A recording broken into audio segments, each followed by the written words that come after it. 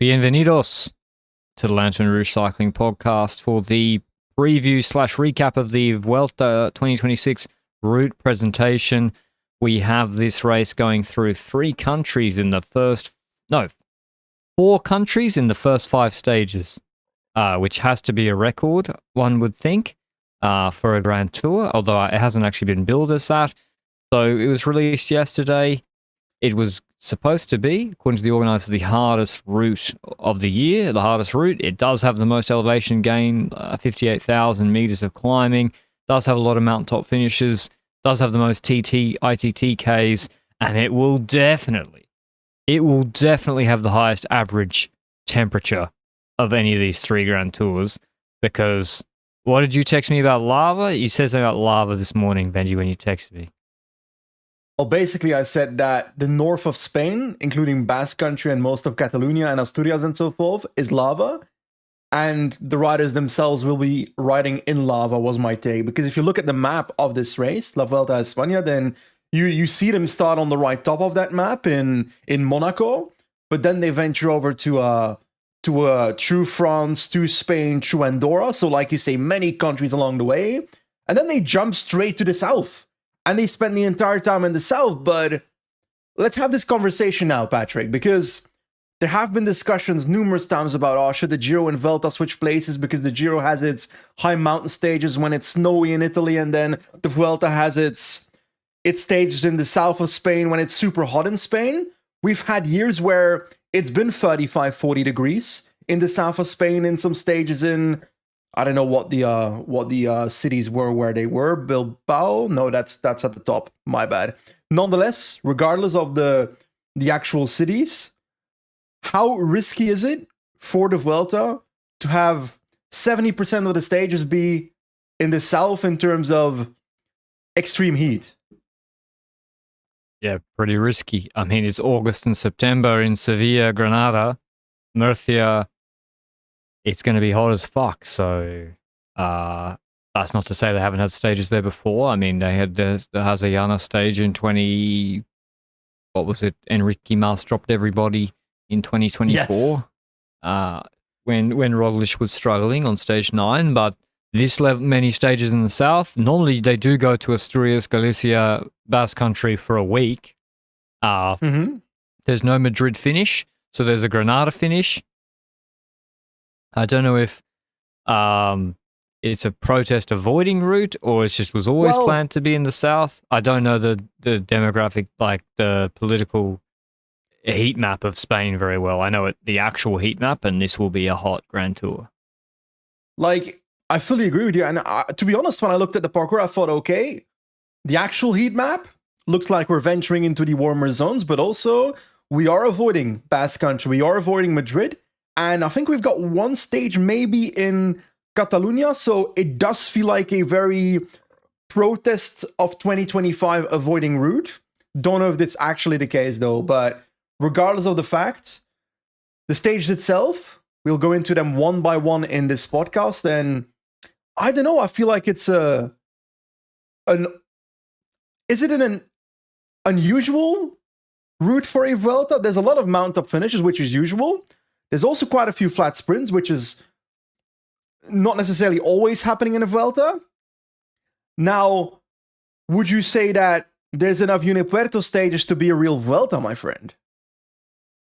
Again, from what I've seen, there is no Jerez La Frontera stage. There is no Jaén finish stage where it's basically flat. There's no, what was the stage? There's no Berges stage where it's pretty flat all day before they do 3 to 12 minutes or even a 20-minute steep rampas climb. I actually love the Valdepeñas de Jaén climb was exciting.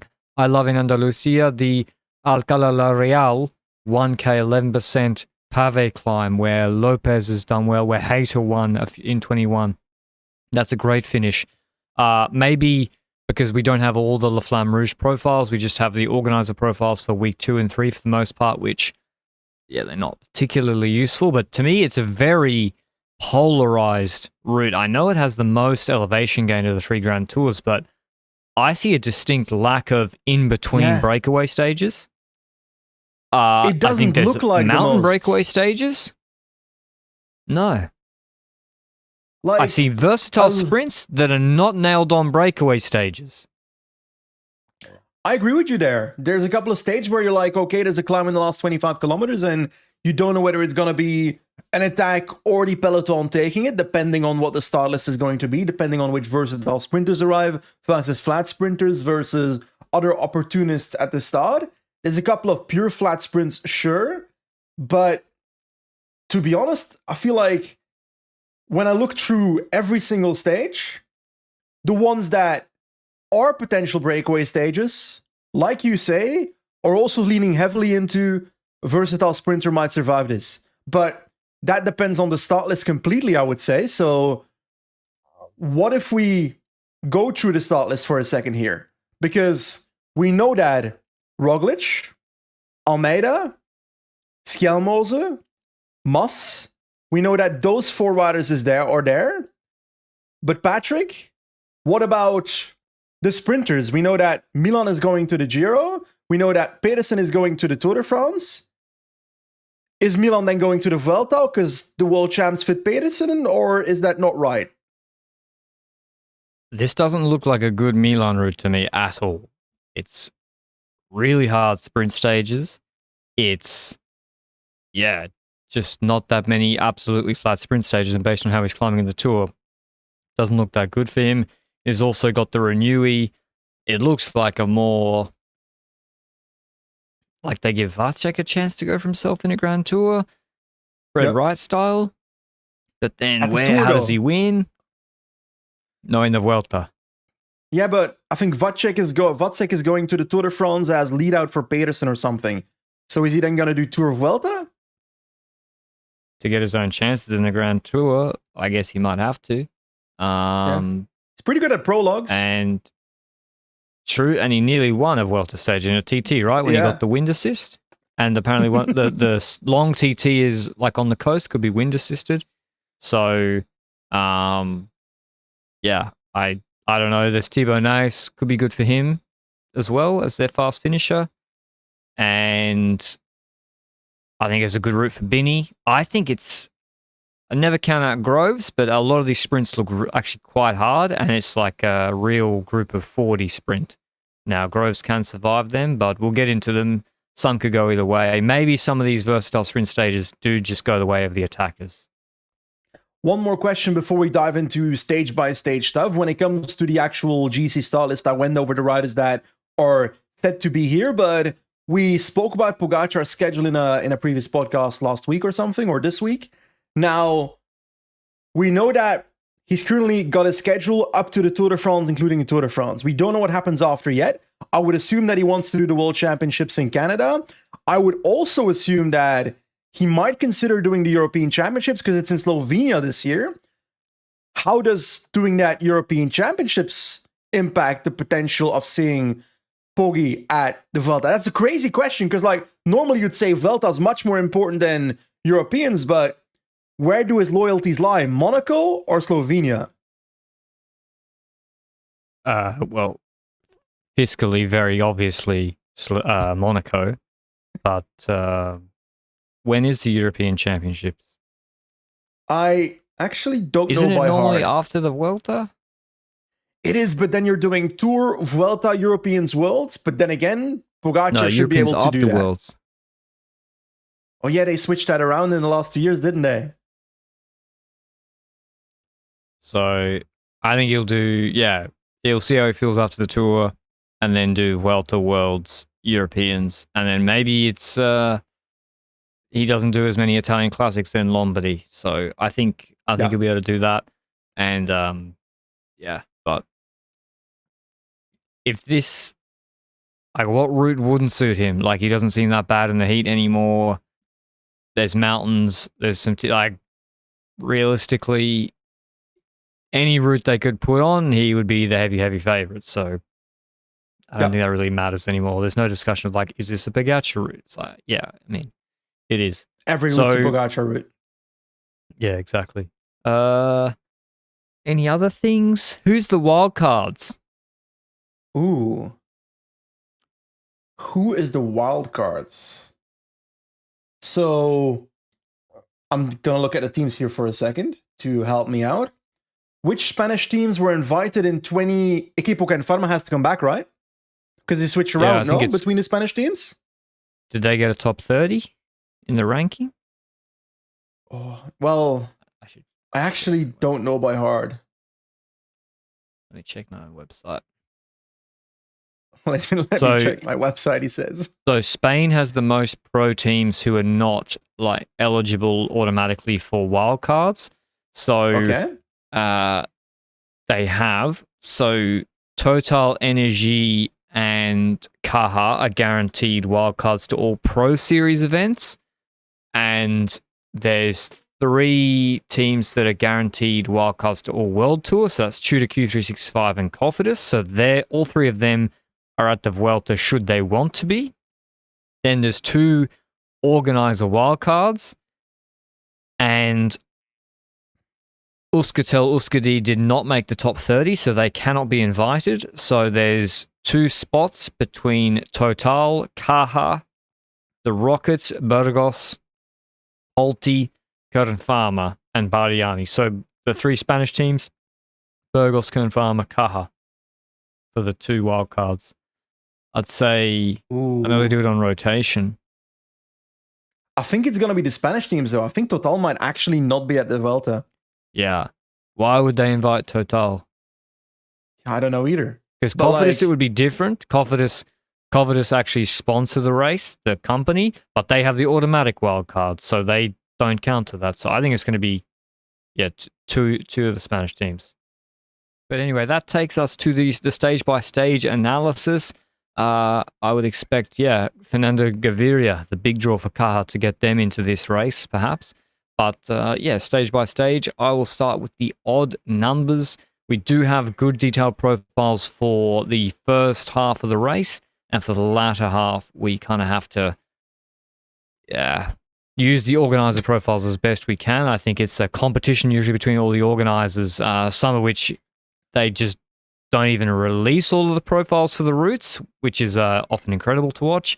And otherwise, it's then a competition to have a profile that is the most unintelligible and most misrepresents what the stage will actually look like. When we get a profile, the basic thing I want to see is the gradients of the climbs. And I swear 2 out of 3 Grand Tours don't put the gradients of the climbs on their default profiles. And that makes no sense to me, you know? I want to see how hard it is, no? It dictates the entire... It is telling you what the stage will be. The gradients of profile, the gradients of climbs, it's unbelievable. But anyway, we have La Flamme Rouge at least for the first half. So first stage, we begin in Monte Carlo Casino, and then they finish on the MotoGP circuit finish line, an individual time trial of 9.8 kilometers. It is a little bit up and down. It's not perfectly flat, so it's still going to be a very fast TT. What was our division of Ineos Labour, Benji? Ooh, so we have the 40-kilometer time trial at the Giro, and at the Tour de France we have a 23-kilometer kind of climbing time trial, or is it shorter? So yeah, they have the TTT for yellow, and then a Healy ITT. So Darling, Ghana, Sheffield, and so forth.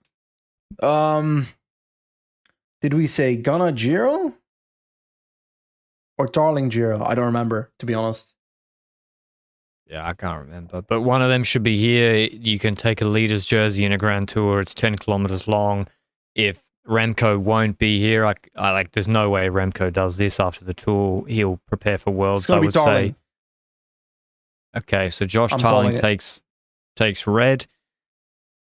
Pogacar, if motivated, Pogacar's a big chance himself to take red, of course, in a short TT. Jay Vine, I'm gonna go with Jay Vine in this TT. Okay, so we're going for the stage win predictions as well. Anyway, stage 2 starts in Monaco as well, and this one finishes in Manosque. Manosque always shouts to me Tour de la Provence. Is that correct? The uphill sprint with Kokar, Gunnar, Pedersen. Yes. Yeah. Which is why it's like Pedersen with a 9-kilometer start time trial followed by a uphill sprint in Manosque. Broe could literally dominate this race or be relevant in this race in the same way that he was in that Giro 2025 start in Albania. Sure, stage 3 and 4 maybe not Pedersen territory. We'll get to that in a second, but the stage is not exactly super flat either, eh? Like, it starts with maybe a kilometer uphill, then downhill for 10 kilometers before we get a very undulating parcours, ups and downs, including medium mountains of 12k at 3%. Then in the middle of the stage, we've got 4 kilometers at 5%, followed by 3 kilometers at 6%, followed by 6 kilometers at 3%. Then with about 40, 50 kilometers to go, 2.8k at 6.2%. But the stage is 216 kilometers, Patrick. Like, oh yeah, wow. The benefit is that it's stage 2.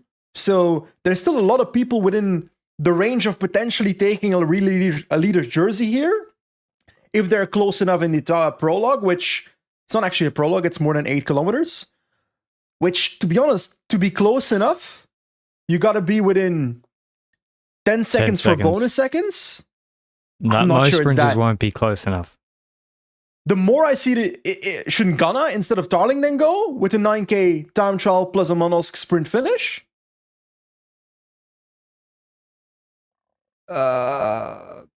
No, because, well, I think Pog could take red here. Pog on an uphill sprint, like a Longwy Lausanne style sprint. Manosque is uphill, probably he won't, but this is why I think Binny will be at the Vuelta. I think it suits Binny a lot. Oh, I guess they got Corbin Strong as well, but I think, yeah, Binny suits Brennan or Van Aert or Axel Zengle. It suits Dorian Godon. It suits a lot. Any versatile sprinter you can name. Suits Caden Groves, obviously. Suits Van der Poel. Has he ever done the Vuelta? I can't remember much of Van der Poel Vuelta, if I'm being honest. No. I don't think so. It doesn't scream Milan to me, though. So... No. That's the trick. It does, yeah. I think Pedersen Giro Tour makes the most sense again to me. Giro Vuelta makes the most sense, but he didn't want to do that. Anyway, I'm going to pick Bini.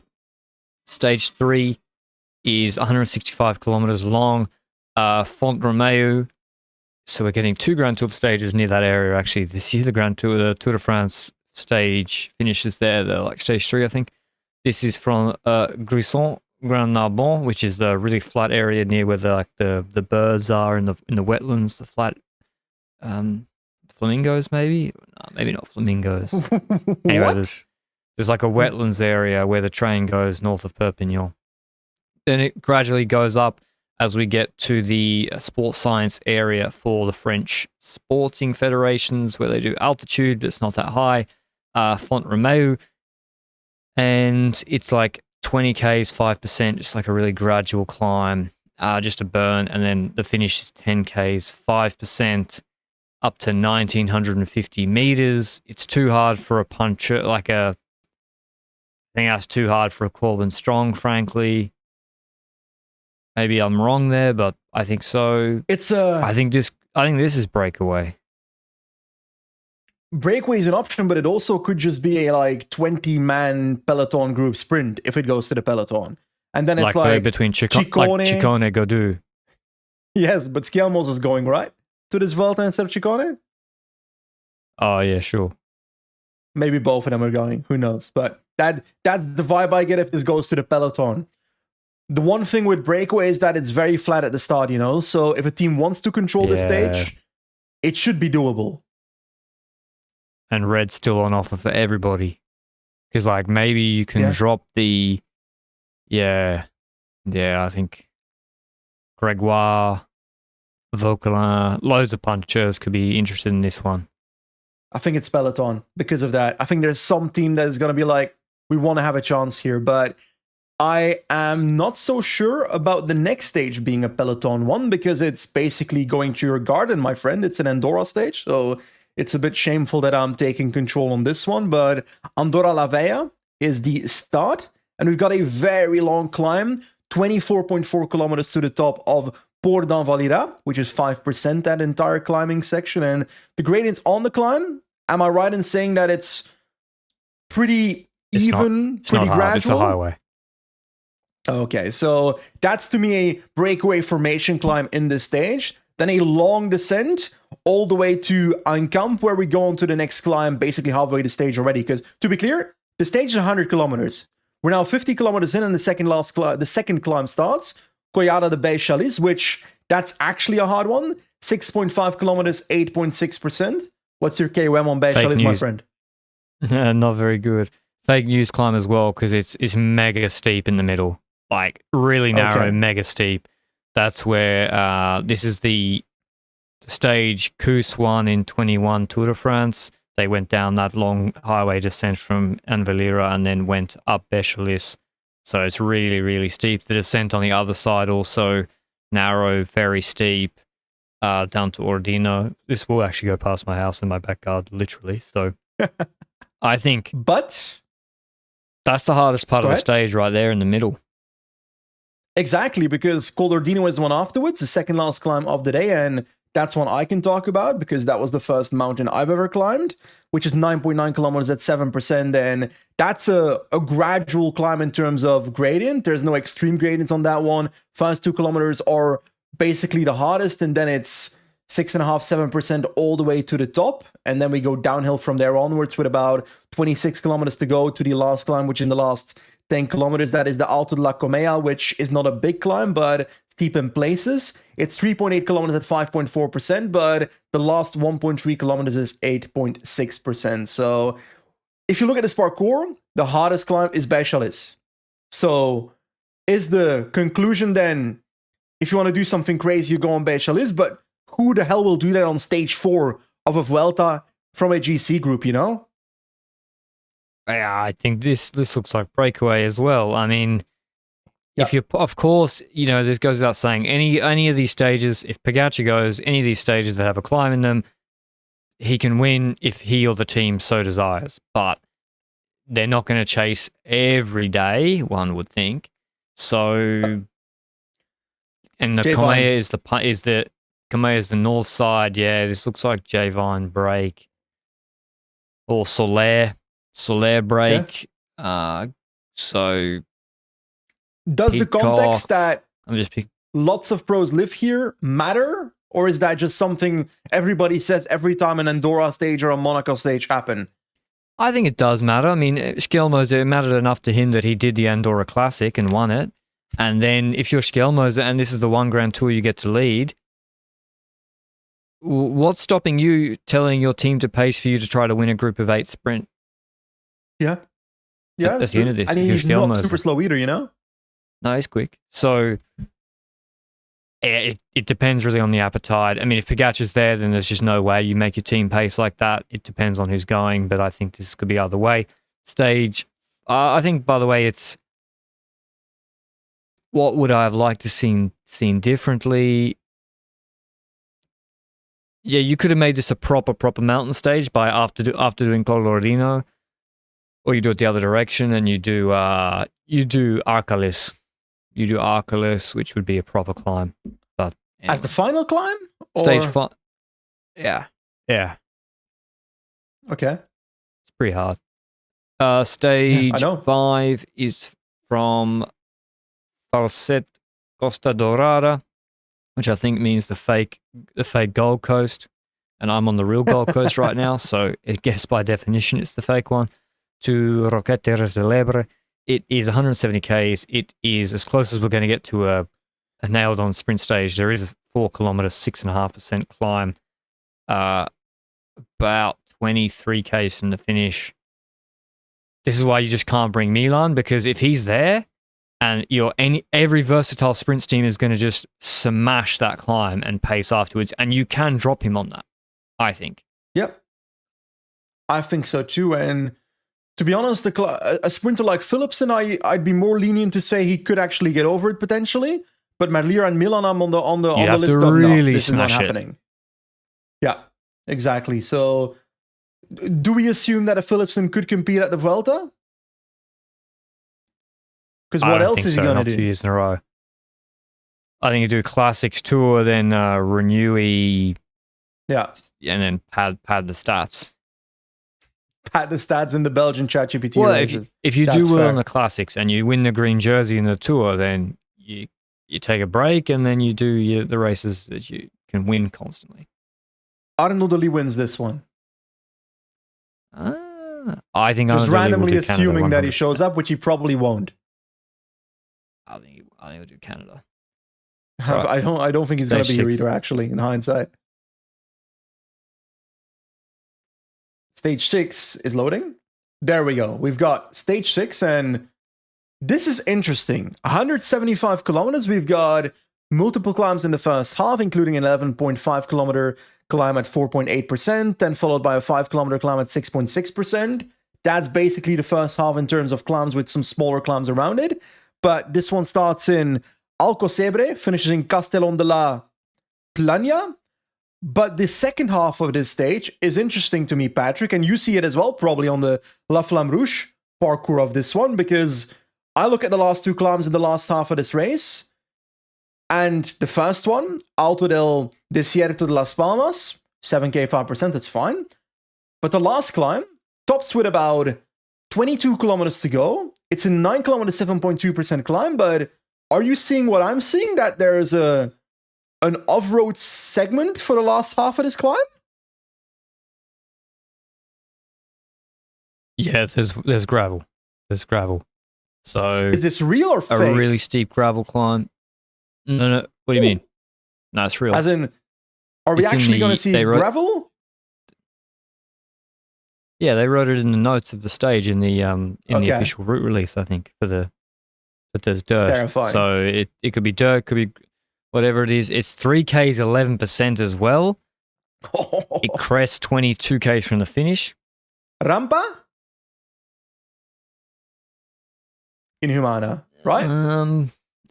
I think so, but then who's going to go?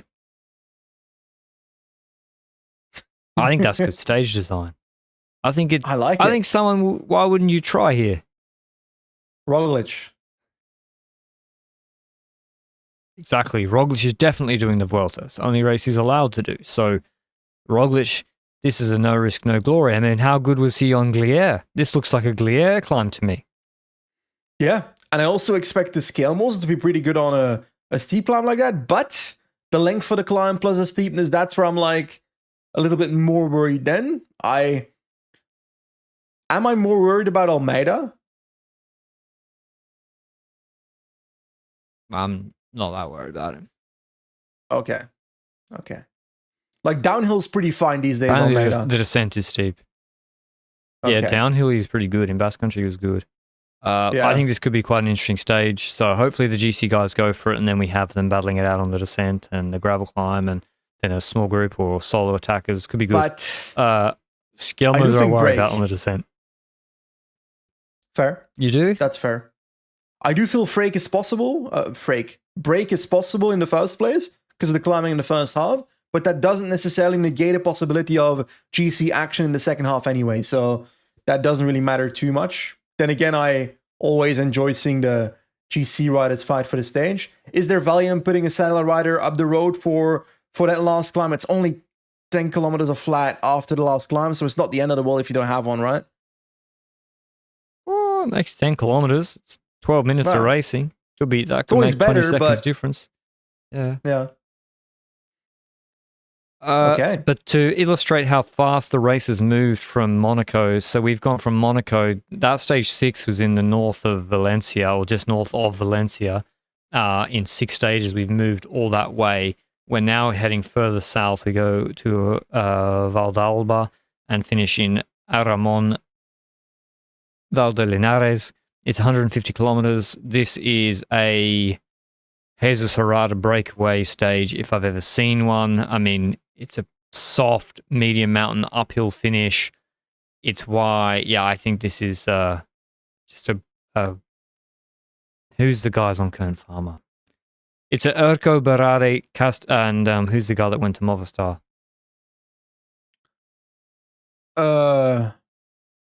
The big Alex guy. Kirsch. No, the guy went to Movistar from Kern Farmer. He won 2 Vuelta stages. Castellon? No. Castrillo. Castrillo. Yeah.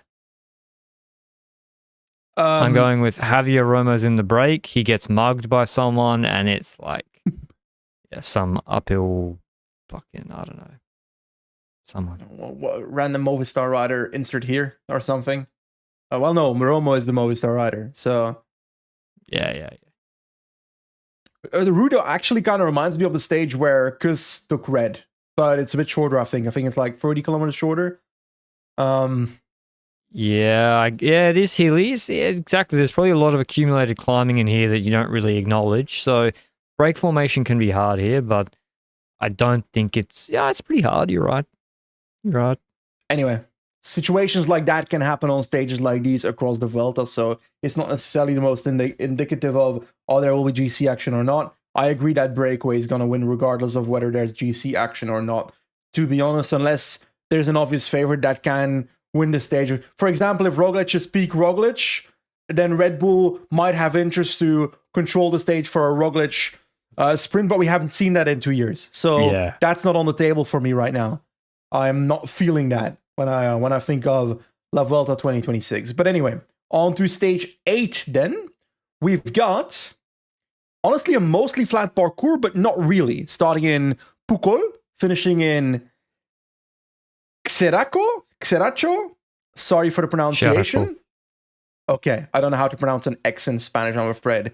But this stage is basically 80% flat, and then one climb with about roughly 25-30 kilometers to go. The Puerta de Barch is 8.6 kilometers at 3.8%. So it's actually not super hard, but the first half is harder. 4 kilometers at 6% to start off with. So didn't Demi drop everybody on here in Valencia this year? I think that might actually be true, but Milan's not getting over that if they really push. Nah. But also, it's not as hard as the climb that Van Aert got over in the Koos pulling back Soler stage from memory. 4K 6% is not that hard. It looks reasonably regular. So I think this is sprint stage. There'll be a J-Vine Mark Soler attack. Probably they get brought back, and then we have a group of 40, 50 sprint. Matthew Brennan. Not a bad shout. I wanted to be the one to name him at some point because I don't know whether he goes to the Giro or the Vuelta. I don't expect him to go to the Tour de France. So if a stage like this happens in a Grand Tour, every one of these stages. Manosque, my friend. If you think about it, he could have won every stage up to this point. I'd like to replace my Dali pick as well with Brennan if he goes to this Grand Tour. Because in hindsight, that was a bit of an oversight. There's just no way Dali goes. There's no way Dali goes to the Vuelta. I fully agree with you there. Anyway, who's your pick? For this, Caden Groves. Okay. I think he gets over that, no problem. Stage 990 Ks from Villa Gioiosa to Alto de Atana Costa Blanca. This is a very hard stage, actually. Like, it's hilly all day. Break formation will be a big fight. And then we have 22 Ks at 6%. We do have the harder section at the end, which is 7 Ks at 8%. To me, this is like Benji said, I wouldn't classify this as a Uni Puerto. It's just way too hard, too much accumulated climbing beforehand. I think this can be a really hard stage. I wonder if, there's a 5K. They do Puerto del Miserat, which I think has been in. It's been in Vuelta a la Valenciana before. This is the climb they used when it was like McNulty against Santi. Hard climb, 5K's 10%. In the middle of the stage, in the first third of the stage. Pretty big. If the break's not gone yet, GC stage. Yeah, but if the break's not gone yet, then Miserat will definitely let the break go. There's gonna be a fierce fight for the breakaway as well, even though there's a gigantic climb at the finish line. But this is what I'm trying to convey here. If you look at the profiles themselves, this Vuelta does not look super hard. Yes, there is excess, I think like 7 mountaintop finishes or uphill finishes. It doesn't look ungodly difficult, but it's all these climbing efforts before we get to a massive final climb. Like, it wouldn't shock me if there's more altitude before the final climb than on the final climb in this stage. Oh yeah, definitely there is. So this is a 4,000 altitude meter stage, or 3,500 at least? Or am I inventing that? Has to be around there. I think so. Let me check. I can't check, but yeah, it's a lot of climbing. I think this looks like a Carlos Verona to me, so I'm going Verona from the break.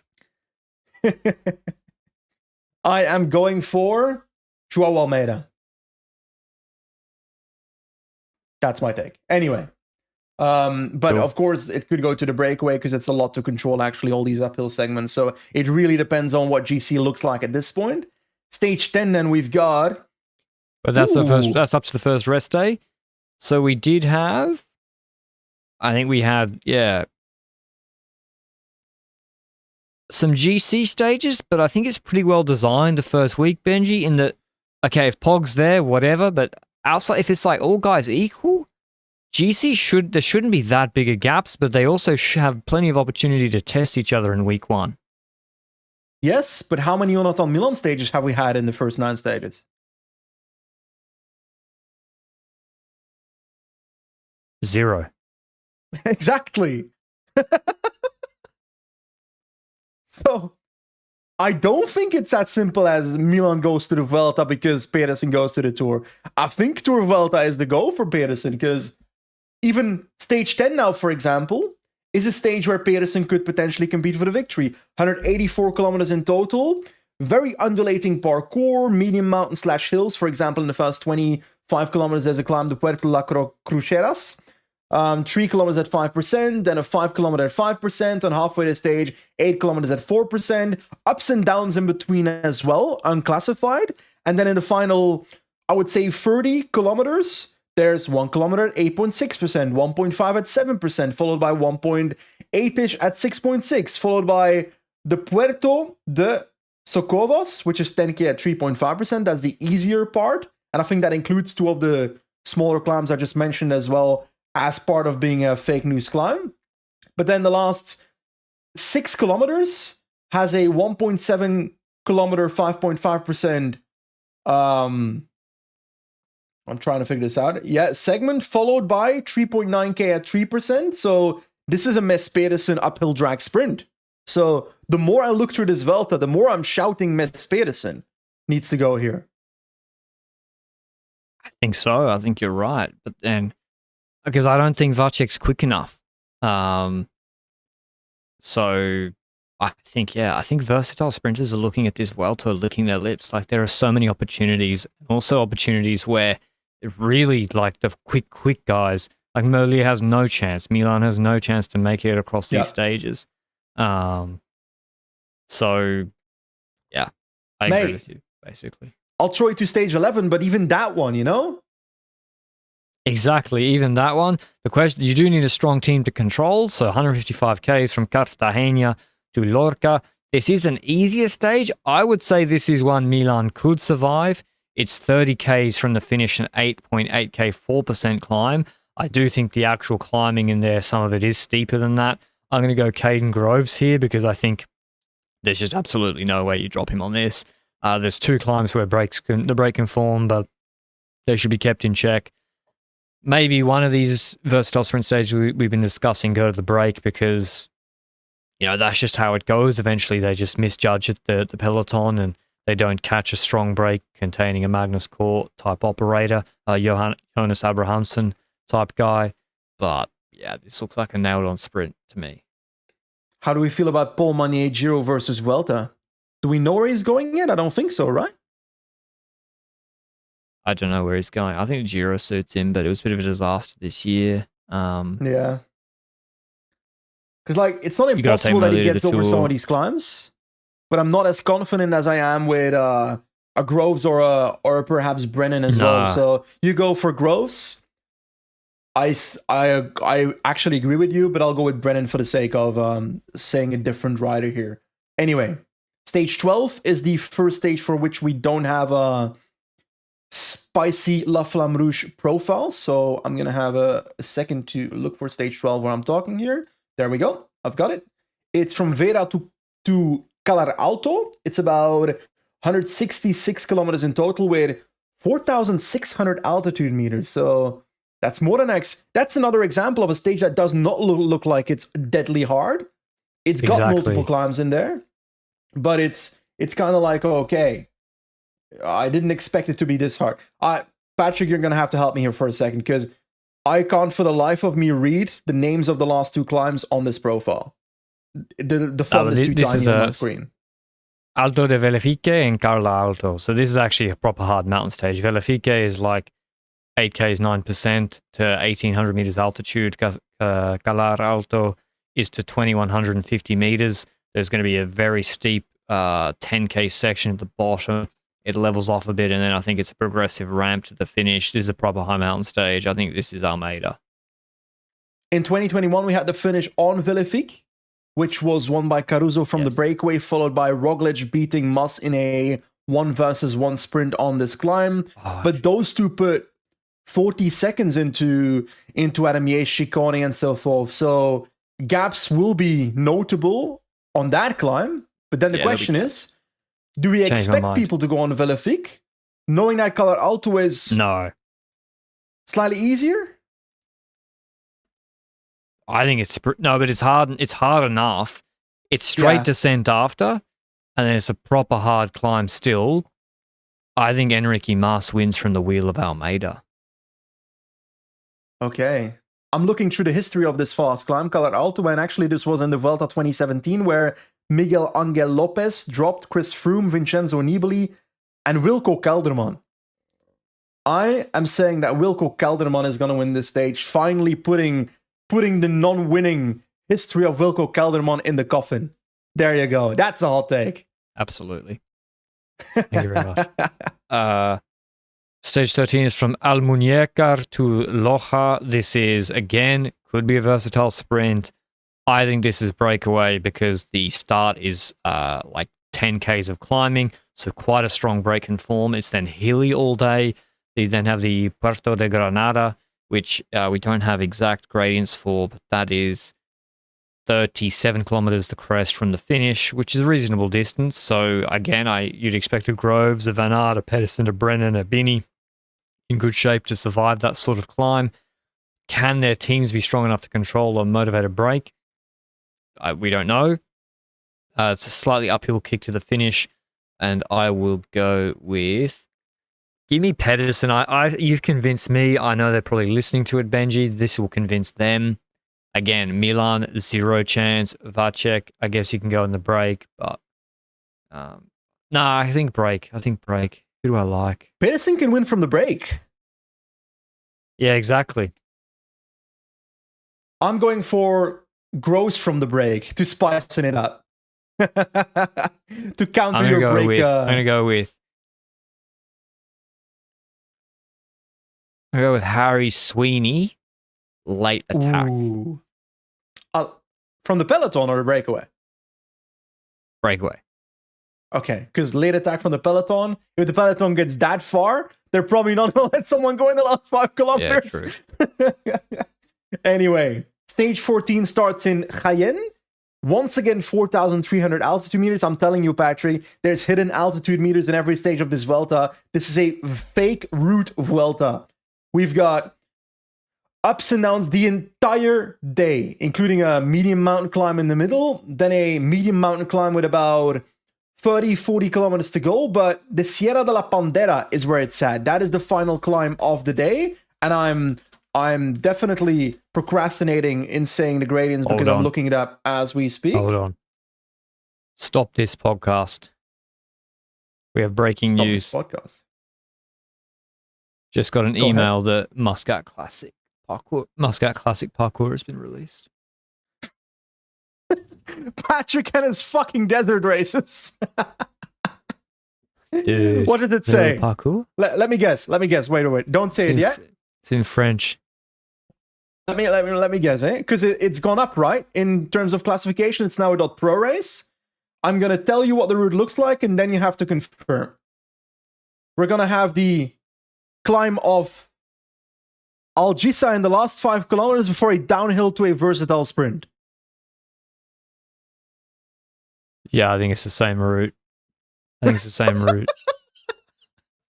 It is a good route, though. des classiques I like des it. printemps. So the spring classics actors will find an occasion to lift their spirits. I think is what it says. So yeah, Jenti Biermans, loaded up again, buddy. Jenti Biermans, it's your time to shine. Rick Plymers. Who's the other guy? Go. The quick step versatile sprinter. That got second.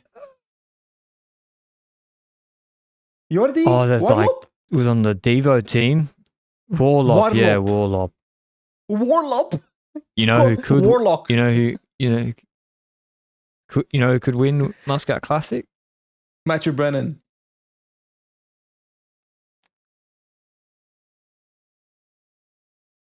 No, I was going to say someone else. I just lost. Who? I was going to pick like a 17-year-old that could sprint. I was going to say Noah Hobbs, but then Mattia Agostinacchio on EF, but I'm not sure they do it. He's fast. Alrighty. Thank you for that. Thank you for allowing me to do that. Yeah, but Patrick, you know that there's an allowance here. You know that there's an allowance. Like every single time I need to give you. Oh no! What announcement? Fucking Oman tour. It's the same email, but now in English. So now you can actually read it, is what you're saying. Anyway, what I was trying to say is I got the translation correct. Let's go. Sierra de la Pandera, according to this random profile on Google, is 24 kilometers at 5%. But the last 5% has Rampa and Humanas in it. It's not the entire way 15%, but there's at least 1 to 2 kilometers at 12.8, 12.5% with about 4 kilometers to go. So shit's about to go down here, but it's probably going down on that steep segment in the last 5K of Sierra de la Pandera. And then the possibility of a breakaway winning before that is always there, you know? This is a mega hard stage. I know it's 152 Ks, but I asked for Valdepeñas de Jaén. We get it. And what you can't see in this profile is stress. So a lot of these climbs, particularly I remember the 2022, the very steep climb, the 3K9, the climb Remco dropped everybody stage 9 of his Vuelta victory, had a very technical descent entry. You see here they're gonna do Valdepeñas de Jaén, which is a wall, and then there's a short descent before Pandera. Like there's just so many, you can't even see that little climb. But then when they're doing it, you'll be like, wow, they're doing a wall before the actual main climb. There's so much climbing in this race. So it's a proper mountain stage. Pure climber probably win from the break. Give me Leonard Martinez. Leonard? Oh, Lenny. Oh, Jesus. That took me a second. I also completely zoned out while you were saying that. It's a combination of Kemna and Martinez. That is a very interesting rider. That would be like a godlike breakaway rider with better climbing abilities than P. Kemna, or... Exactly. You got the pure punch of Lenny, the 5-min punch of Lenny, and then like the TT. Leonard Kemna is like a decent TT rider, a bit of an engine. Combine the two, unbeatable. But yeah, this is a proper GC stage. You're talking about stage 14 still, or? Yeah, stage 14 still, sorry. I'll move on to stage 15, Palma del Rio to Cordoba. This is, once again, could be a versatile sprint stage. And of course, it gives something to the breakaway. There's a couple of climbs around Cordoba and the Puerto Arafi, which is 30 Ks from the finish. And typically in these sort of breakaway stages in the Vuelta, the climb is much closer to the finish. Like 15 kilometers, 10 kilometers, like the climb that Van Aert beat Quentin Pacher, that stage where there was a final climb, that was much closer to the finish. With this one, 30K is a long way, so you do need a mega strong team to control, but I probably think breakaway though on balance, but could be a sprint. I think so too. I found the solution pattern. I don't know if you can see it, but turns out that if you can twist your screen and bring it very close to your face, that you can actually see what these profiles are saying. But anyway, I got the neck flexibility, so I can. I've got both. How about that? Stage 16 is this? There you go. Before or after rest day? That's before the last rest day, still, right? After. No, after the second rest day.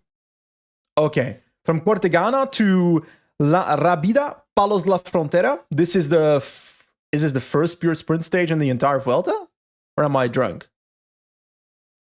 This is indeed the first, looks like, nailed on sprint stage.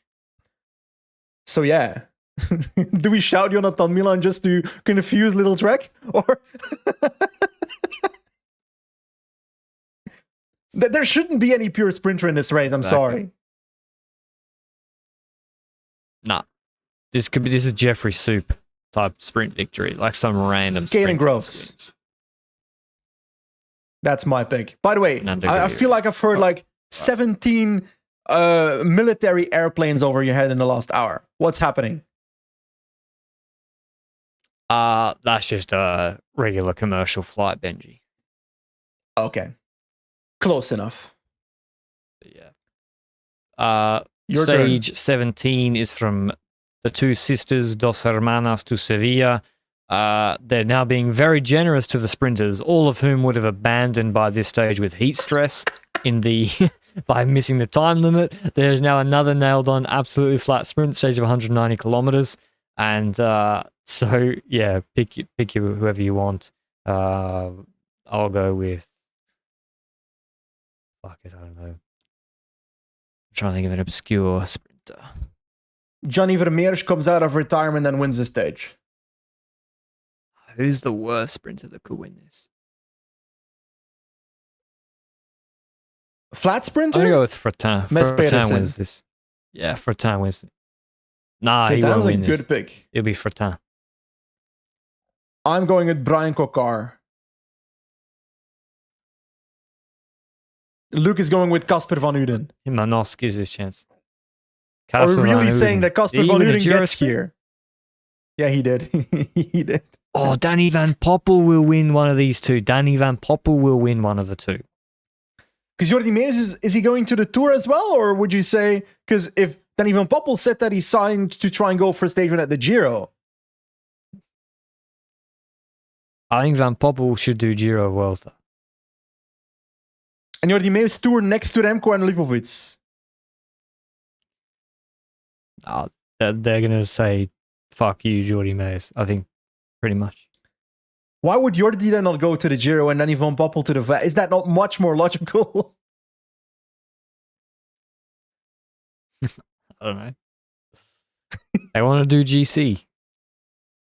Wait, what do we expect Olaf Kooi to do more than just the Tour? Probably Renewy Tour, right? So no Vuelta. Probably he'll do Classics Tour and then Renewy and the other flat races. ZLM. The more I see this Vuelta, the more I think that Groves will once again end up the year with like 3 to 4 World Grand Tour victories. Just from like Groves just keeps winning. Like he's the perfect rider for shit like this. Also, mate. Okay, I was about to say there's another sprint stage, but no, stage 18 is not a sprint stage. It's mostly flat, 32 kilometers, so it is a individual time trial. And should I hedge my bets and say Ghana for this one versus the Tarling on stage 1? I know I'm getting one wrong if I do that. Is there any GC rider that can time trial that we expect to do well on this? Roglic is not a shit time trialist, but winning this one, I don't really feel. I think it's Tana or Tana. Tana is like a... If you want to ship Ghana and Tarling, you call him Tana. But I have to go with Tarling because I said he would be here, you know? But the more I think about it, the more I expect Ghana to show up instead. This is the time trial every year that Stefan Kung loses by like 10 seconds, right? Yes. Didn't he win one, or am I drunk? Poor guy. He's on tutor now. I don't think Kung's ever won a Grand Tour stage. Yeah, he's always been close, but never won it, right? Well, he's won one. He won stage 21 in 2024. By 30 seconds as well. For real? Yeah. Oh, there you go. Ahead of the Rockster. Disrespected him. I'll go Javine again.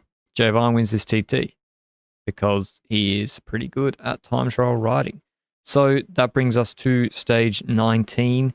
We have the last couple of GC stages back-to-back mountaintop finishes, and this is a flat stage for the first hour and a half from Vélez Málaga. So yeah, we're in Malaga, and then we do Peñas Blancas Estepona, which we've used a few times recently. I think 205 k's long stage. We do have a proper mountain range in the middle of the stage, then a flat 20 k's before Estepona, and yeah, hard climb. It's not up to high altitude, so normally they do pretty high watt per kilo. I think this could be break because you got to control. Yeah. If Pog goes, he will want to win 6 stages, so want to control. How is this 4,000 altitude this one's meters? Reasonable enough to control because that mountain range in the middle will just have so much climbing. Ooh. It's up and down, up and down. Even in the climbs, it's up and down. There's little hills all the way. It's not real flat. I am going with Simon Yates. Simon Phillip. I don't know what he's doing when it comes to Grand Tour. I'm just assuming that if Vingegaard does Giro Tour de France, that's my assumption, then Yates might do Tour de France Vuelta and go for GC here. So I'm going for our man Simon Yates on stage 19. But who did you go for again? Sorry? I have gone for Richard Carapaz. Oh, I like it. I like him a lot for the next stage, actually. Stage 20? Perhaps the Queen stage of this We've not Vuelta? mentioned him much. For a guy who came third in a Grand Tour, and for this Grand Tour being maybe we think having the weakest start list of all of the Grand Tours, I feel like I've disrespected him only mentioning him by stage 19. I think he can podium this Vuelta a España. The time trial doesn't necessarily love him, but outside of that, I think it's not impossible.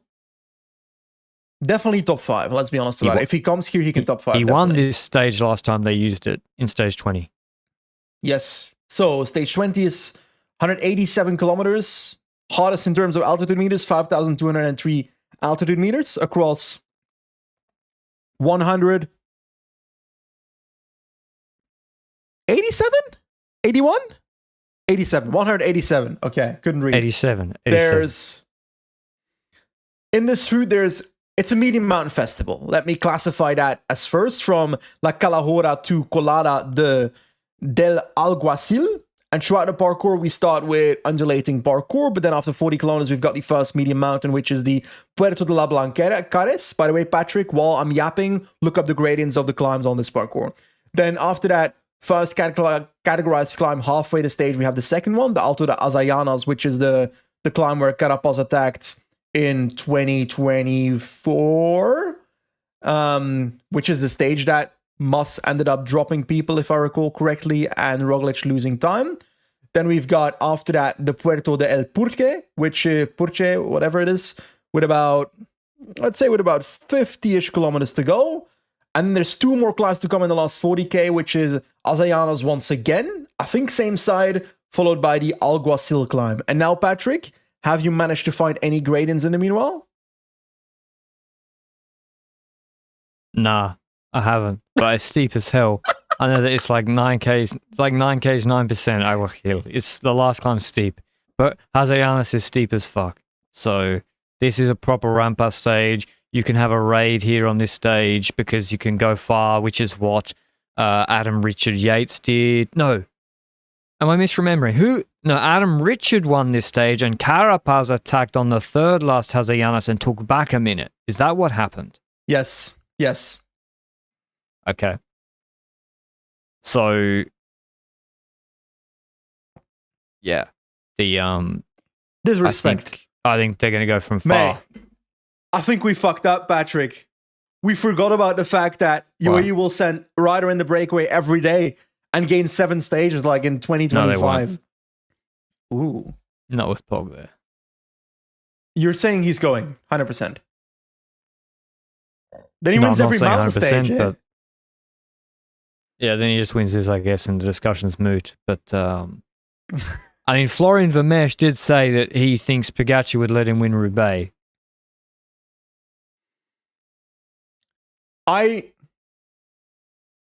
So, I'll read it in 2 ways. First of all, hypothetically, if Vermeersch is ahead and Pogacar's in the second group with someone else, then I do believe there's a possibility that Pogacar will use Vermeersch to his advantage. Pogacar's not a stupid rider. Pogacar does core cycling principles correctly, even though he's the best rider. Yeah. Whereas, like, Pedersen didn't work that way with Sturven. Yeah. Like, we've seen examples where if in the Tour of Flanders, Pogacar had a very strong rider 10 seconds behind him on his team, he would use that. So, and wait for them or not pull so hard. So maybe he's kind of right, but in the mountain stages here, yeah, I don't see it. I think it's not an unfair statement. It's just, we always want to react to those people and say, oh, sure, buddy. But I think if a scenario, to be honest, this scenario is never going to happen, in my opinion. I don't really see it happening in the first place. But if it happens, then sure, Pogacar might be okay with Vermeersch winning as long as it's one for the team. But Pogacar will always want to win himself, preferably, you know? But he's not going to ruin Vermeersch for it. He's not going to backstab him if he's riding ahead and start chasing him with Van der Poel on the wheel or something. Pogacar's not that guy, you know? No. I don't think so either, to be honest. I actually think he's a good teammate for the most part. So, and just underrated in his race sense and reading a race. So, and making his opponents eat their plate. Remember when he let out, was it Covey in some random 1-week stage in the start of the season at some point? It might have been Andalusia 23 or 22 when he'd already won 4 stages and he let out Covey on like an uphill drag finish. That he could have won himself. And like he dropped everybody else and then like slowed down for someone to come past him and Covey was dropped. Freile won, I think, in the end. I could be wrong. Anyway. Yeah, Freile did win that sort of stage as a late corner anyway. Yeah, you're right. Freile jumped the corner. Alrighty, that's stage 20. I think it's a 6 stage. You can go from far. If you've lost time, you can go. It's a 6 stage. I can't wait to watch, and hopefully it's exciting. Stage 21. It's not in Madrid anymore. It's in. They start in the Carrefour of Granada, and then they go and do some local laps around Granada. They do 5 hill reps. I think it's like the final climb. Maybe it's not as high. Are you doing this again? Starting in the Carrefour? Yeah, probably, which aisle? Yeah. I don't know. It depends. If Pogacar's win, then they might start in the salt aisle because it'll be empty because I've bought all the salt. Anyway. They'll hold up salt and be like, be more salty. Podcast. But I know my anti-procession stage takes are unpopular on this podcast, but I feel like I'm pretty happy with the fact. Exactly. So I'm claiming victory here in the Vuelta. In 2025, there were no procession stages. The only one that was left got cancelled. Oh, the Giro one was kind of a. You're right. Oh yeah, well, to be honest, that's when I did my rant. That's when everybody in the comment section was like, "Shut up, Benji. We love procession stages." Unipublic, the Vuelta organizers are owned by ASO, but Unipublic seen the success of the Montmartre stage and said, "We'll raise you. We're going to do 1K 8.5% hill reps and have some GC action on the final stage." So I think this is quite an interesting stage. And again, Mads Pedersen, Jonathan Narvaez, Cosnefra, Vauquelin, it gets punchers involved, it gets first-style sprinters involved, it gets even GC guys. So I love these sort of stages, actually. I love them when they have them in Tirreno, the Muri stage. So big tick from me. Overall on the route, of course, there's plenty of climbing. There's plenty of hard mountaintop finishes. There aren't any there's no stage, I believe, correct me if I'm wrong, Benji, with a 30-plus minute climb in the middle of the stage, like a straight climb. I know there's no Tourmalet style 2023 stage or like a classic Tour de France HC stage. I'm not counting Envalira in that. I'm sorry. That's not the same. But is that also that's a not pretty hard what stage, we're used actually? to? Is that not what we're used to in terms of? I think there's the Vuelta. Yeah, it's classic Vuelta. Classic Vuelta, except for the fact that, like you said, I agree with you. There's maybe not a pure sprint finish, pure punch finish. Sorry. I like it in that you can't see it in the profiles, and it might not happen. The riders make the race, but in these stages with hard finishes, there is terrain, I guarantee you, where you can race. You have Bechelis halfway in the stage. You have Miserat there. You can try something. You can get riders ahead in the breakaway. You can break formation can take ages. I think there's actually a lot in here where you can try to race. And yeah, I'm looking forward to the Vuelta. So I think it's going to be cool. Are we going to go to Monaco? Where's your allegiance? Where's my allegiance? My allegiance is by your side, my friend. I'm coming to Andorra on stage 4. Whatever we are before that, I'm by your side. Andorra no es un fiscal paradiso, no? I've no clue what you just said, but what do we do? What's there to do in Monaco that's affordable for humans like me that aren't earning 7 figures a month? Well, you earn about 8 figures a month, so for you could probably get, just rent out a yacht, I would say. Can we put that on paper? If everyone just buys, if we sell 10 more t-shirts in the LRCP for Christmas, if we sell 10 more LRCP t-shirts or mugs, Benji and I can't promise that because that's a joke that doesn't make sense from our end, because if people will buy the 10 t-shirts, I was going to say then we'll rent a yacht and then watch the Monaco stage from a yacht. Because on the Grand Prix, I was like, holy fuck, that's the dumbest thing to say ever. We can't afford to do that. If people buy 5 mugs. So, don't know where I'm going with it now. I guess we might go and we can buy some bottled water at a canteen, if that exists in Monaco. I've never been. In Monaco, it has to be like, this is water from this natural source on this random island of the coast of the Maldives that costs 30,000 euros to put in a water bottle. So here is a 1 liter bottle for 50k. That's how I view it. Water's free in Andorra.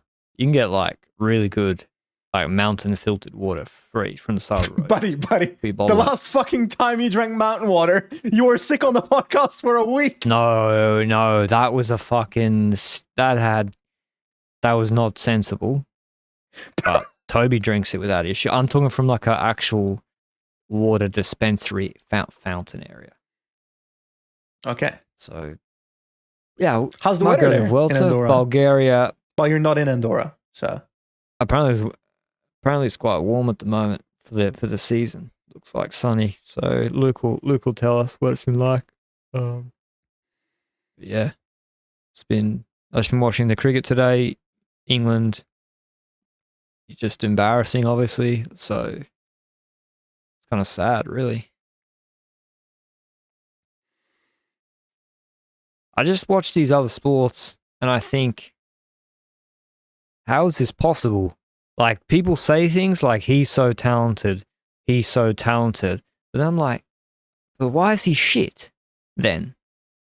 And I think it happens less and less in cycling now, because there's power data doesn't lie that much, really. Of course, there's some people a bit more error than others, but in cricket, it's really, oh no, it's That's not really who he is. He's really talented. Okay, not being shit is also a part of talent, I would say. Correct me if I'm wrong. So, Thank you your very number much 3 for that, average is 35 Ralph. after 65 tests. Then I would say he's not very good. But listen, not a mathematician. What other news we got? Paris-Nice, they made a parkour. Oh, yeah, sorry. Vuelta route, you like it? Yes. Average? No. That's my new rating system. Joaquin Phoenix. I'm going... Joaquin Phoenix, yes. Yeah. 85% yes. Cool. We both like it. Yeah. So you could have, but yeah, yes. Paris-Nice, they released a new route. They've neutered the final stage a little bit, which I don't mind too much. It's a puncher heavy route with the TTT. Kevin They've made it Vauquelin. so Kevin Vauquelin can win. Yeah, has to be. Has to be. Who else? Gregoire. But the Not FDJ Almeida. won't be close enough from the TTT. I'll let you do the Almeida round. Yeah. I just don't know why they keep sending Almeida to Paris-Nice. Like, the poor guy's been suffering. I know why. It's because Pog did Strada Tirreno combo or Tirreno before. Now Del Toro and Ayuso did Tirreno in 25, and apparently Del Toro will do Strada Tirreno 2026. And because of Strada, you can't combine it with Paris-Nice, and they want to split them. So then Almeida goes to Paris-Nice, but I'm not sure there's a crosswind stage. But the shitty weather, the positioning, and yeah, they need to win the TTT. So it's a puncher stage type race. Looks good for Jorgensen, I would say. If you bring Jorgensen and six big units, but same goes for Ineos. If you have Vauquelin surrounded by Aronsman, Tarling, Gunner, fuck, you can win that. So TTTs are important. What other news we got? I did Muscat Classic. You did Muscat Classic. Yeah. And you wrote it. No. I've already previewed the 26th route. Okay. Sorry. I was confused there for a second. Another political point. So we are seeing serious inflation of UCI points. Take. Inflation of what? So each UCI points. So each cycle, they just add more points to the mix. And it's like Printer go brrr, UCI go, Egler go brrr, Money Machine go brrr. They just keep printing UCI points to make these races have more points. And so what is a UCI point anymore? So we need to create our own separate, tokenized, decentralized, peer-to-peer system of cycling points, Benji. We're not making a crypto UCI point, Patrick. We're going to make crypto cycling points. Oh and no! And they're gonna be resistant to inflation and have real value. What do you mean resistance now to inflation? Pro Series races. What does that even mean? Well, Pro Series races now go from 200 to 250 points. It's the same races, right? And more races apply to be Pro Series races. More races put a one-day race with 250 points, like Muscat Classic. Now it's 250. It goes from .1 to .pro, and then .pro races have been added. They now have 25% more points. So then you have now stages in stage races have more points. So 60 points, not 40 points for a win in a stage in UAE Tour. And so UCI points are being inflated.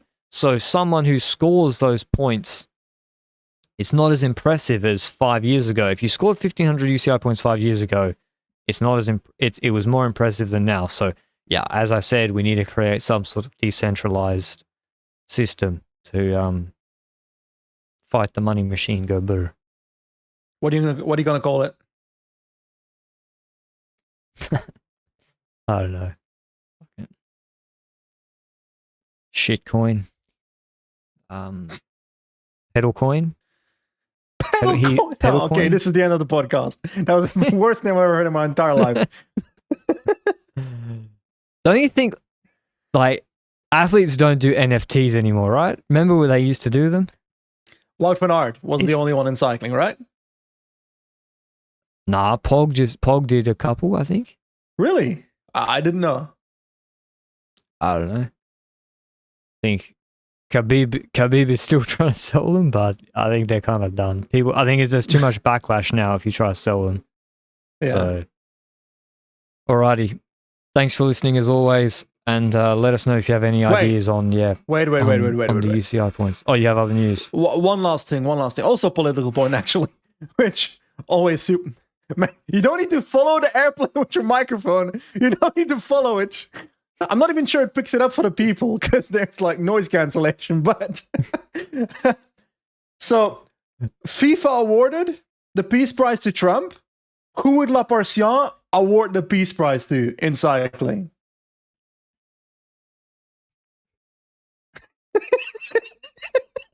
If I speak. Sylvain Adams? Luke says Sarkozy. That's a lot. That's the most. That's like the friendliest answer, I think. Sarkozy. Who should get the Peace Prize? I can't do this. Okay.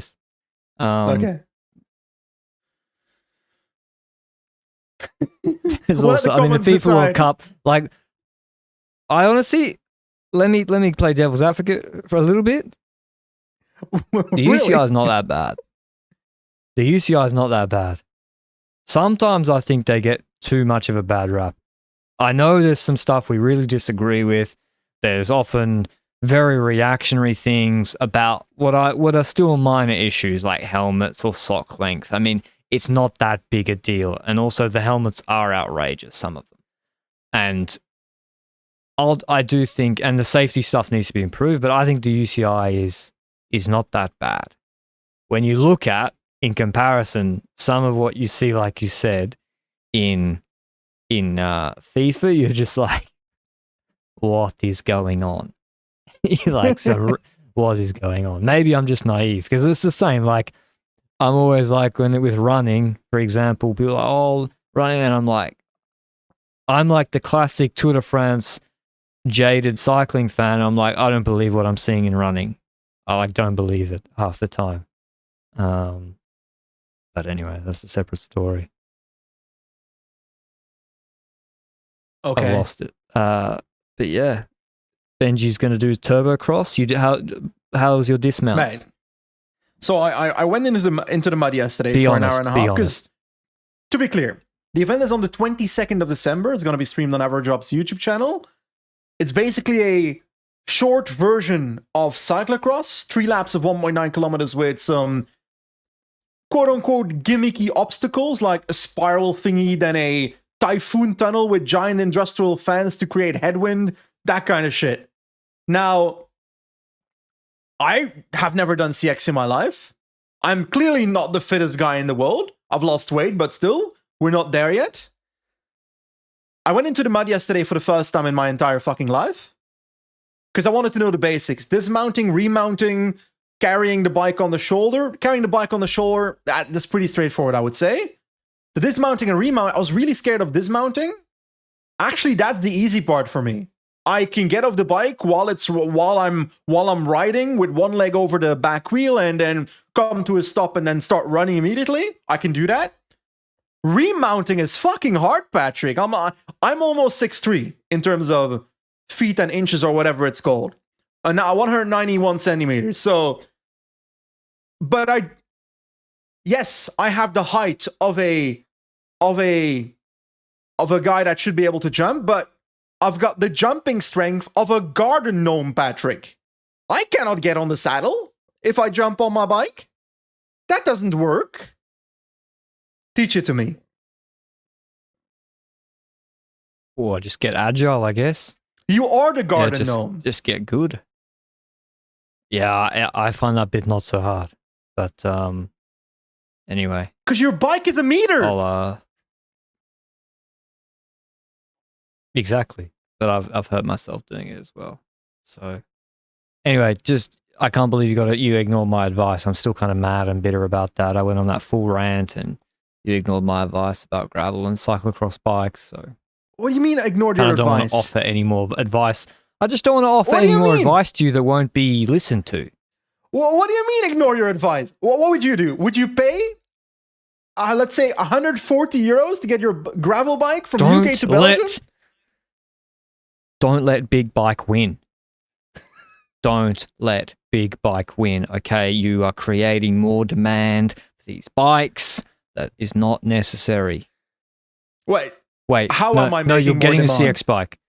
No. Yes. Wait, you have a gravel bike. Oh, it's I kind of have a okay gravel then. bike. I'm not taking it. I'm doing the opposite. I'm saying the okay, gravel it's bike's okay. useless. No, it's okay. It's okay. Well, I would have preferred that you sold a gravel bike. Well, I am currently trying to warm up the Canyon rep to try and get the bike for free, but we'll get to that. If Benji gets a free Canyon bike on loan, he has to pay for us to sit on a yacht at the Monaco Grand Prix. No takesy backsies. Thanks for listening as always. See you in the next one. Ciao, ciao, ciao.